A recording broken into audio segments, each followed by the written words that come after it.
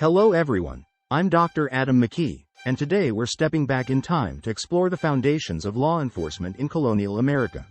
Understanding the role and challenges of early American sheriffs gives us a deeper appreciation for the evolution of policing practices.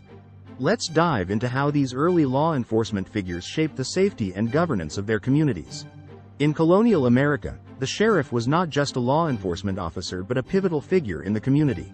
Originating from the English common law system, the sheriff in the colonies had a broad range of responsibilities. Beyond enforcing the law, sheriffs collected taxes, supervised elections, and even performed administrative duties. This expansive role made the sheriff one of the most influential figures in colonial society. Policing during this period was primarily reactive. Unlike today's proactive strategies, colonial sheriffs acted only when a crime was reported. There were no patrols or efforts to prevent crime before it happened. The concept of preventive patrol was non-existent. When a crime was reported, the sheriff would investigate, gather evidence, and, if possible, make an arrest.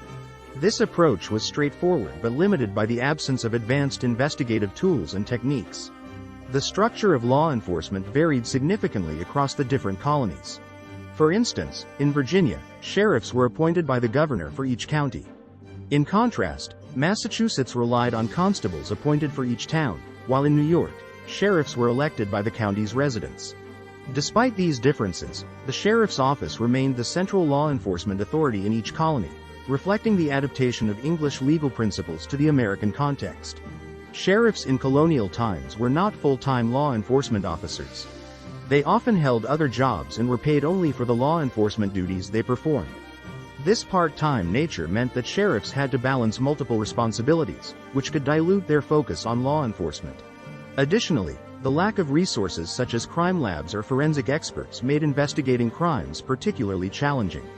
Sheriffs had to rely on their knowledge of the community and basic investigative skills to solve crimes.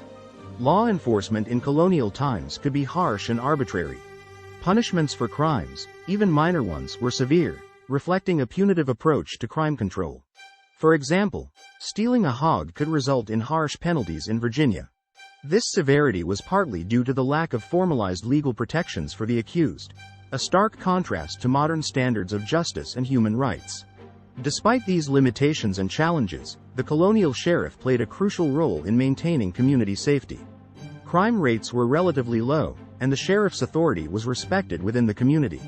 This respect, combined with the communal nature of colonial life, helped to enforce the law effectively in many cases.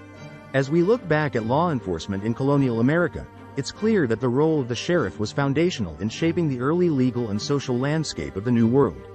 The challenges and practices of the time laid the groundwork for the evolution of modern policing strategies. Thank you for joining me in exploring this pivotal period in law enforcement history. Stay tuned for more insights into the fascinating evolution of criminal justice practices.